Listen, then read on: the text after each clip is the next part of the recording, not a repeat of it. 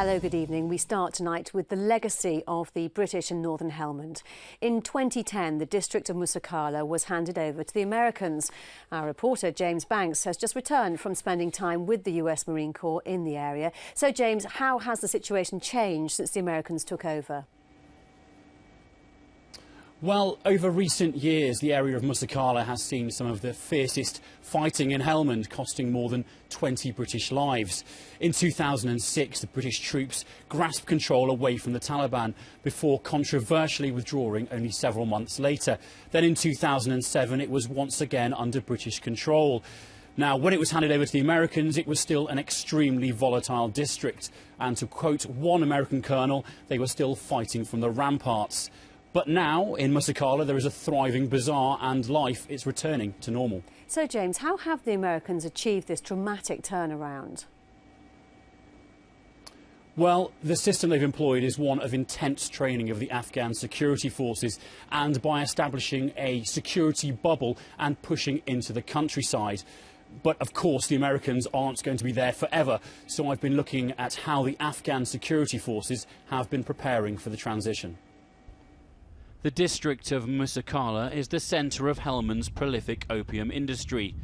Lying 30 kilometres north of Sangin, the district centre has in recent history been the scene of many a fierce battle.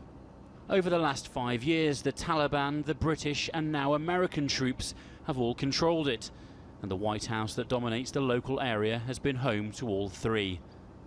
But now, with 4 times as many troops and an ever-developing Afghan security force, the stability of the area is much improved. If we knew that we had several more years of coalition forces coming in here, we would take a more gradual approach, certainly deepen the level of training.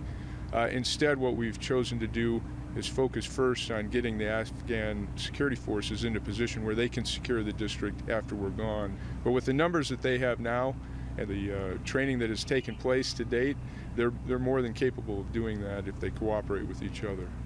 10 kilometres south of the district centre, on the edge of the security bubble, at Patrol Base 7171, the US Marines are working with the Afghans to expand their area of influence and to secure a lasting legacy for when they leave.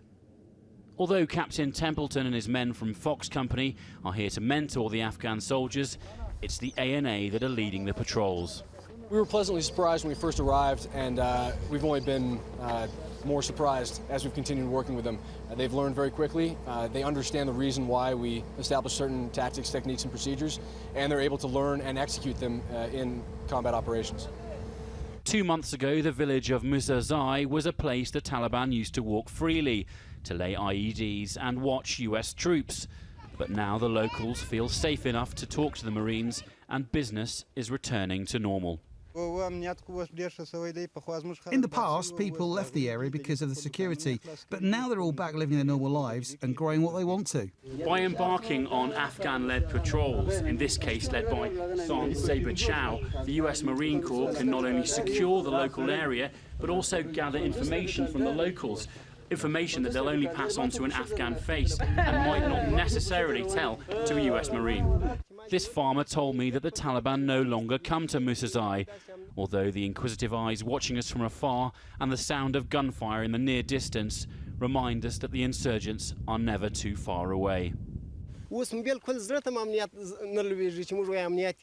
last 30 years we've been living in a bad situation with lots of fights, but we've seen a lot of change over the last couple of years and we hope it remains like this. People are comfortable and happy with their lives. As well as leading the patrols, the Afghan security forces now support themselves, resupplying their own food, fuel and even flights home. But with American troops come expensive resources.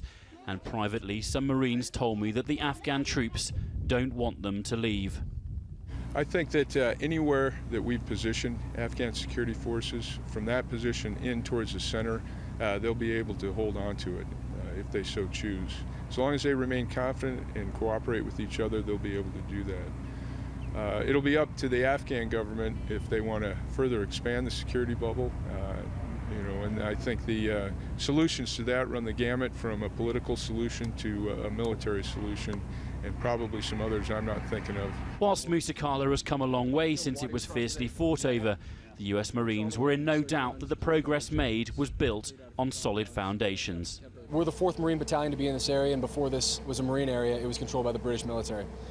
Without question, the work that they put in set the stage for follow-on Marine battalions and eventually us to be here to actually transition this place completely by the time we leave. Here on the edge of the security bubble, the Afghans not only taking the lead when it comes to patrolling, but they're also preparing to take the lead for security of the area as a whole. In the next few months, the US Marines will leave this outpost and the Afghans will have to stand on their own 2 feet. James Banks, Forces News, with the US Marine Corps, Musa Qala.